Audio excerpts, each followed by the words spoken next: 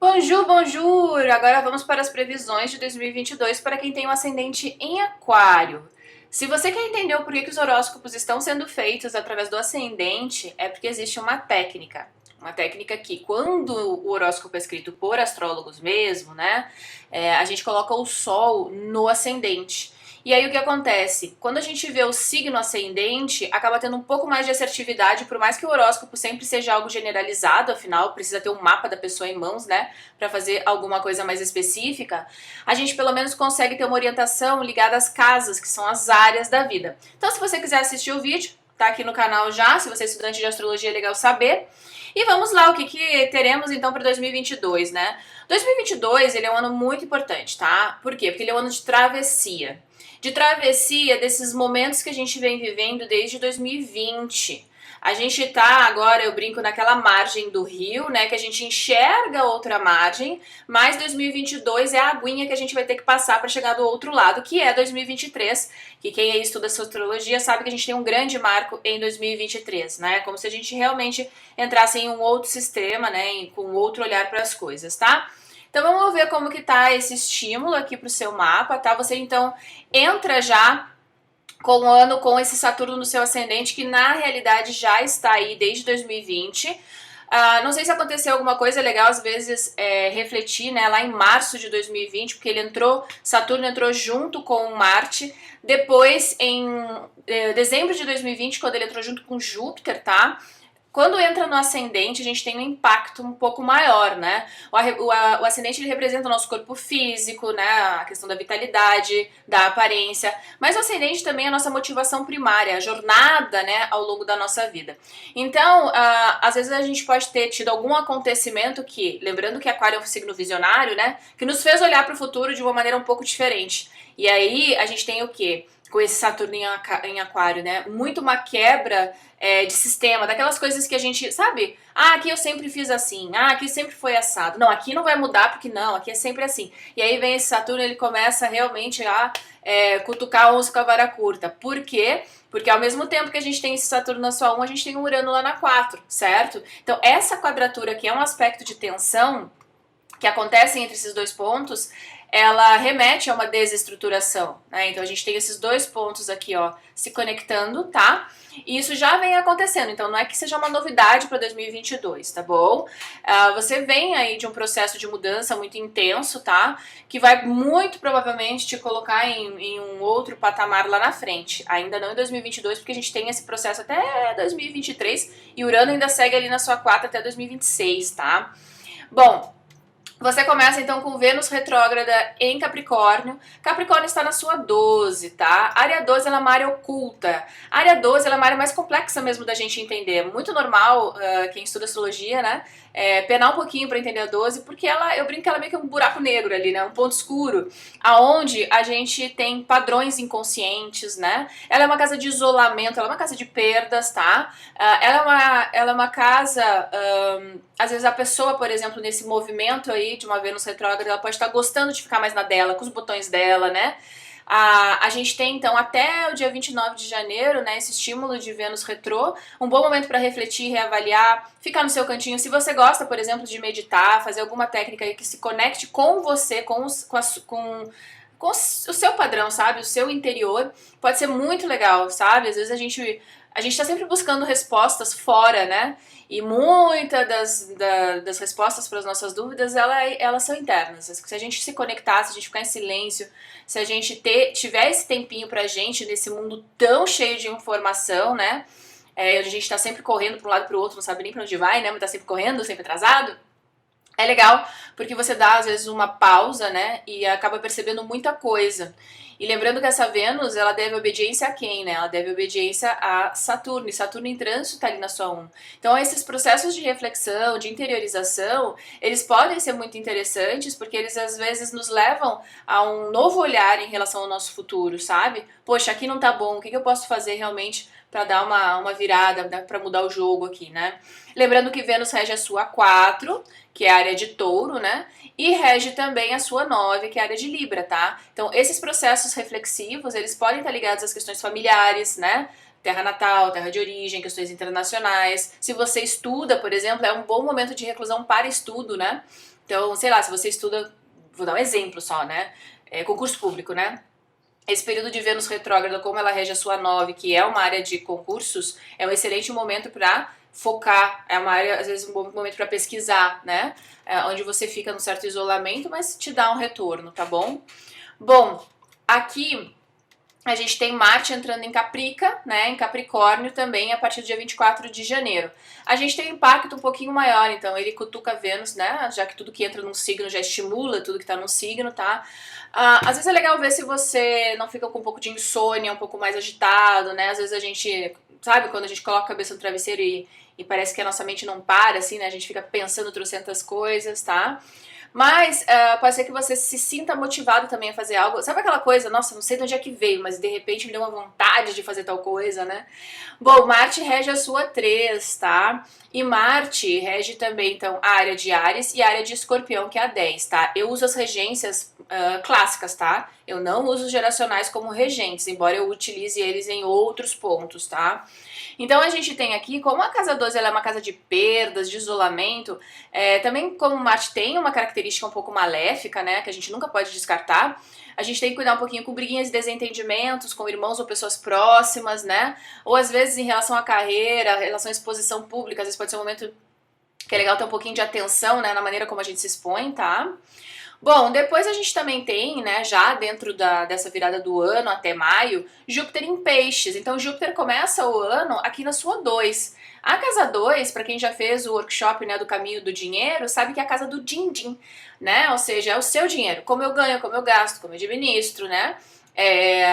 Júpiter passando pela 2, lembra que Júpiter é benéfico, tá? Ele tende a ser bacana, ele tende a trazer oportunidades, ele tende a fazer a gente enxergar realmente todo o nosso potencial ali financeiro, tá? Mas lembra que aqui é um horóscopo genérico, eu não sei aonde que tá a posição do seu Júpiter natal, eu não sei se faz trígono ou se faz quadratura, então tenha isso em mente, tá? Cada pessoa, eu posso ter 20 pessoas aqui com ascendente em aquário, elas vão ter os direcionamentos, né, ou seja, os ponteirinhos que são os planetas em pontos diferentes, tá? Então eu vou ter 20 pessoas que têm o mesmo ascendente, mas completamente diferente na dinâmica.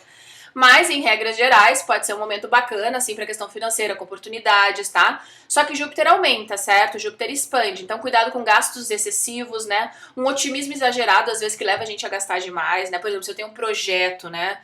Eu vou gastar X. Aí eu acabo colocando um monte de coisa e acabo gastando 3x e nem percebo, tá bom? Mas a tendência é que seja bacana, tá? Então observa as oportunidades que podem estar surgindo, que podem te ajudar, por exemplo, na questão financeira. Não só na questão de outras rendas ou de aumentar a renda, mas também de você gerenciar melhor o seu dinheiro, tá bom? A gente tem uma tensão de Marte com Plutão e Saturno ali no início de abril, tá? Na realidade começa um pouco antes e se estende um pouquinho depois, porque a gente sabe, né, que os ponteirinhos, eles não são estáticos, tá? Aqui eu coloquei só uma data de referência, tá bom? Essa tensão, ela acontece em signos fixos. Então lembra que eu te falei lá no início que você já vem com o processo de cutucar onça cavara curta aí desde 2020, tá? Aqui tem um ponto de pico, né? Então cuidado com brigas, desentendimentos no ambiente doméstico, né? Cuidado com a sua saúde, com o seu bem-estar. Às vezes você pode se sentir mais irritado. Sabe aquelas coisas assim, quando todo mundo te irrita, né? Minha mãe falava, né? Olha, Neme, quando todo mundo é um problema, na realidade o problema não são os outros, né? São você. Tem dias que a gente não tá muito bem, né? Então, às vezes, a gente acorda, tá mais irritado, sabe? Parece que tudo, né, nos provoca para algo. Então, o que é interessante? Para isso que a astrologia ajuda, né? Não é pra gente colocar a culpa no planeta porque ele não tá fazendo nada, ele tá só indicando. Se acontecer algo que às vezes te tire do sério e que às vezes te dá aquela coisa de reagir repentinamente, né? Colocar a carroça na frente dos bois, se você já tem essa data mais ou menos, né, então final de março até mais ou menos metade de abril, você já fica atento, você já sabe administrar, você já pondera, né, respira fundo, coloca o pezinho no chão, vê o que é de fato, né, o que são, né, de fato as coisas e situações e o que é às vezes só a reação emocional que a gente tem, tá? Aqui pela lógica e pela razão, tá? A gente tem também uma conjunção de Júpiter e Netuno, né, na metade de abril, que acontece na sua área 2, tá? Então lembra que eu remeti que a área 2 é a área financeira. Então de um lado bacana, é um momento muito, assim, é muito aspiracional, inclusive, né? Com grande potencial na questão de ganhos, tá? A única coisa aqui é que Netuno é Netuno, né? Então ele joga aquela cortina de fumaça. Às vezes a gente tá vendo as coisas com um véuzinho cor-de-rosa, e isso a gente tem que ter atenção, principalmente com a questão financeira, né? Cuidado com transações, ou às vezes aquelas promessas que são muito boas para serem verdade, aquela coisa que a gente fica um pouco otimista demais, né? Realmente, por um lado pode ser bacana, mas aí, claro, vai depender do seu contexto natal, mas de qualquer maneira, fique atento, tá? Para as coisas que às vezes não são a realidade, mas a gente tá tão envolvido com aquilo que a gente acredita que é. E isso pode ter algum impacto financeiro para você. A gente tem os eclipses agora acontecendo no eixo de Touro e Escorpião, certo? Então a gente tem um foco muito grande para a área de Touro no mapa, porque é o caminho do desenvolvimento até 2023, tá? Então é o foco de estruturação na questão familiar, na questão de propriedades, questões ligadas à família de origem. Se você mora fora, por exemplo, né, na sua terra natal, a casa 4 é uma casa de terra natal, né? É uma casa ligada a todas as experiências da sua infância, por exemplo, né? Pode ser uma questão de lar, imóvel, propriedades. A casa 4, ela tem uma questão de final de ciclo, né? É o início e o fim, né? Então você pode passar por um grande processo de transição. E o que é interessante aqui é você realmente avaliar como as coisas estão sendo estruturadas na sua vida íntima, na sua vida privada. Às vezes você busca por uma segurança e você percebe que a segurança está um pouco volátil nos últimos anos, né? O que dá para fazer com o que você tem na sua mão? E o que você precisa desapegar? Às vezes a gente é muito focado, de repente, na carreira por um grande momento da vida. A gente carrega, às vezes, padrões que são muito emocionais, né? Aquelas verdades absolutas. E isso pode estar ligado aos seus objetivos da sua carreira e você vai se desprendendo disso, tá? Naturalmente vai acontecendo, você não precisa forçar nada, tá? A vida vai naturalmente colocando em situações para você refletir e ver realmente o que fica e o que vai, tá? É um ano, né, de estruturação, isso tá muito ligado à sua vida privada, à sua vida íntima, né? As questões familiares, e você vai se desprendendo um pouco dessa questão mais pública e social, tá? A gente tem picos, tá? Então, dia 30 de abril e 8 de novembro. Não fica pegado nos dias, tá? Semana do dia 30 de abril, semana do dia 30 de novembro, a gente tem um enfoque em touro. Touro é o que eu te falei, é a casa 4, então ali é a sua base familiar, questões de família de origem, né? Caso você seja um estudante avançado de astrologia, cruza com a posição de Vênus no seu mapa, tá? Porque tudo que acontece na área de touro deve obediência, né, à posição de Vênus no nosso mapa, tá? Depois a gente vai ter um foco no eclipse de Escorpião, que é o ponto de desprendimento, onde a gente deixa aí, né? Do dia 16 de maio e 25 de outubro. De novo, não fica pegado a data, né? Aquela semana do dia 16 de maio, depois a semana do dia 25 de outubro. Aqui existe um certo processo de desprendimento. E você vai percebendo muito claramente, porque isso aqui pode ser coisas muito sutis que vão acontecendo.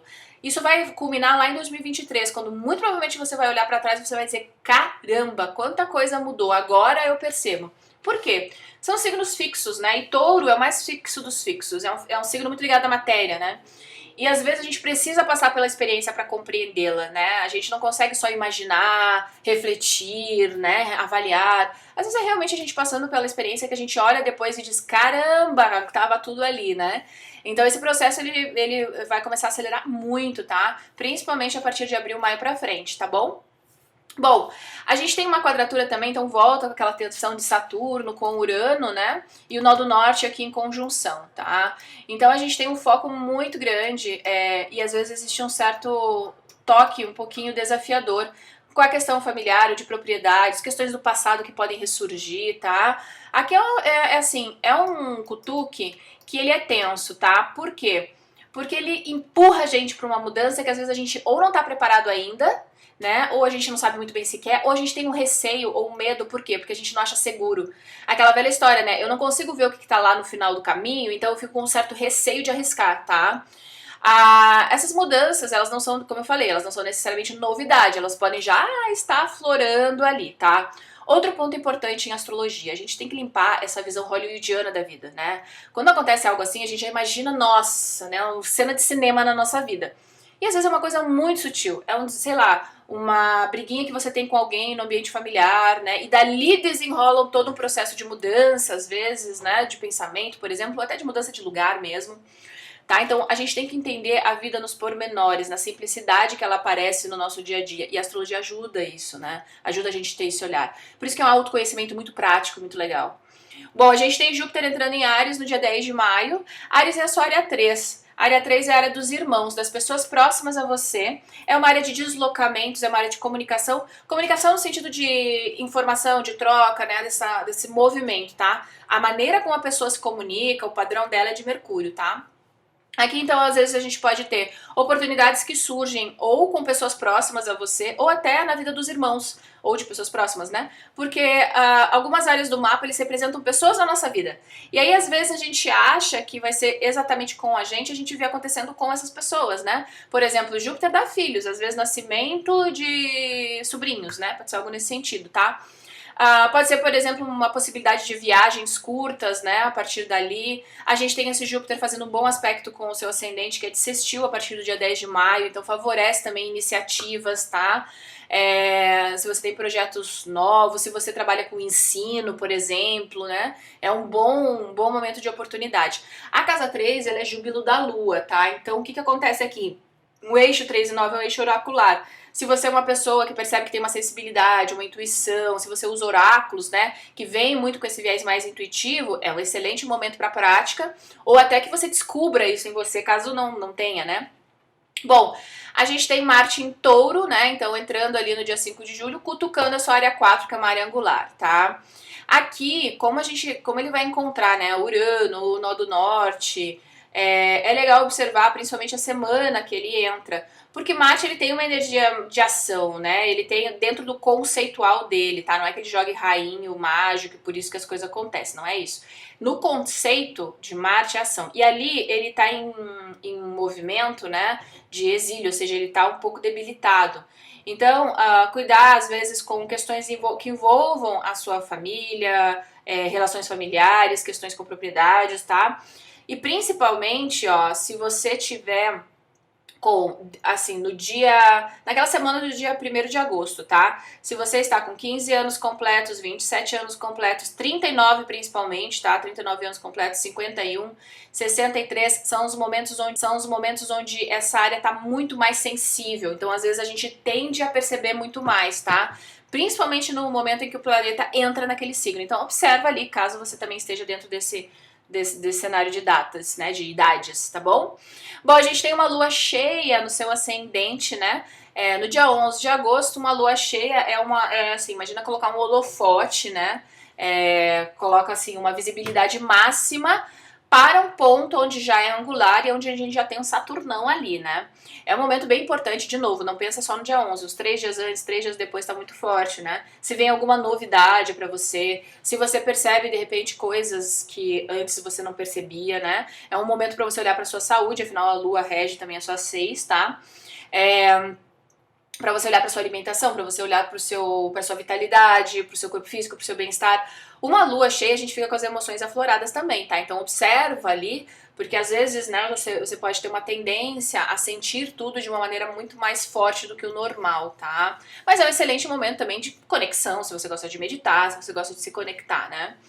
Bom, Júpiter volta para Peixes no dia 28 de outubro, né, para aquele finalzinho de ano ali. Então, fechando os assuntos ligados à sua questão financeira, tá? E feche, não deixe fiozinho solto, porque a gente fecha um ciclo de 12 anos. Aliás, dependendo da sua idade, é legal avaliar o que estava acontecendo lá por volta de 2010, né?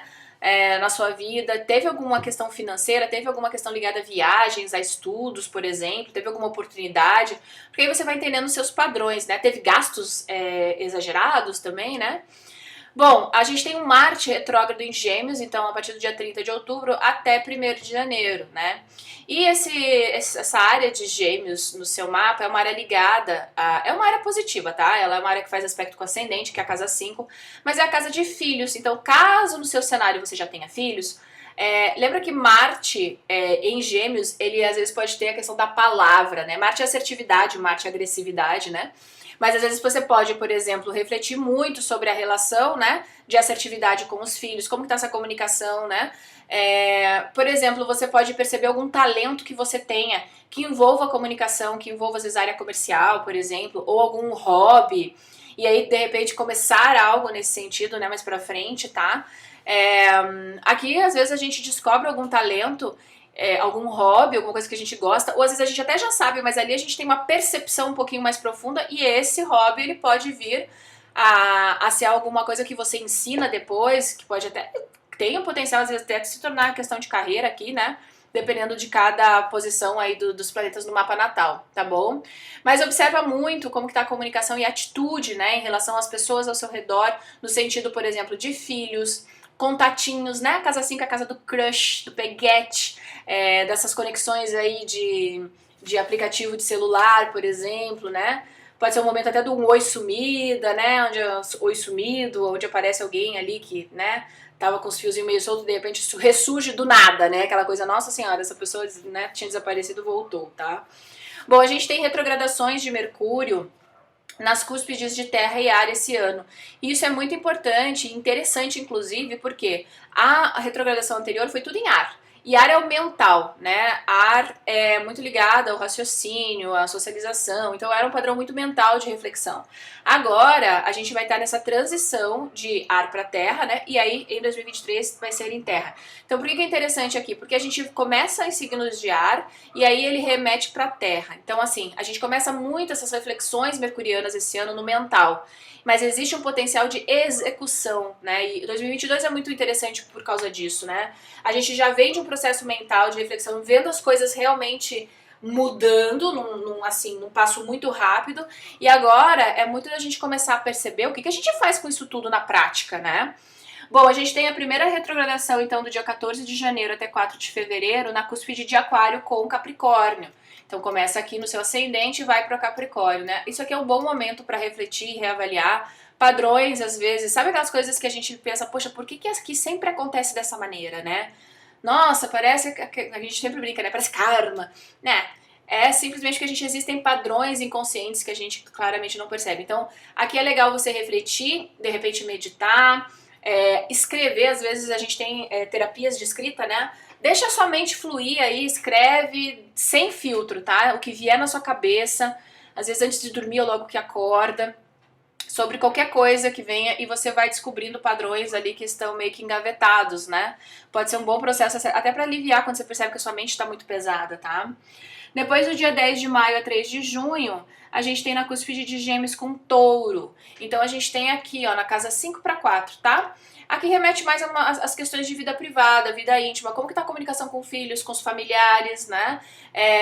Como que tá essa dinâmica familiar, tá agradável, não tá? Se tem alguma coisa que às vezes a gente não fala, que a gente fica guardando, pode ser um bom momento para refletir sobre tudo isso, né? E pensar em como a gente pode colocar uma comunicação de uma maneira mais assertiva para assim, para melhorar as relações, né? Mas as relações aqui mais no âmbito familiar mesmo, tá?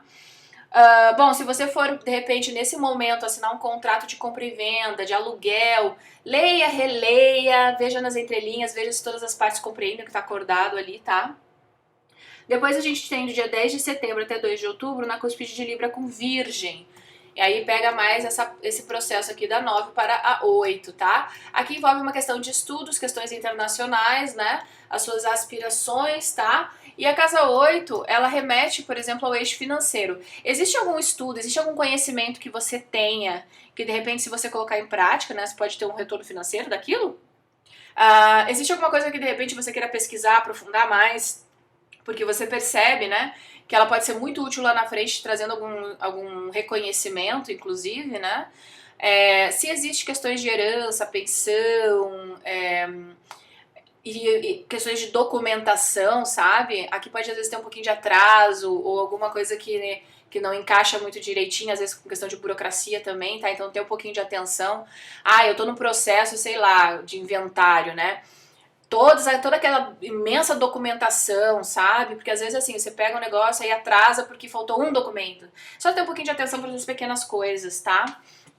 Bom, a gente tem, então, dentro do cenário de 2022, né, esses direcionamentos, tá? E claro, isso aqui é genérico, porque pra gente fazer uma leitura mais assertiva, eu preciso entender o contexto de vida de cada pessoa, eu tenho que estar com o mapa da pessoa na minha frente, né?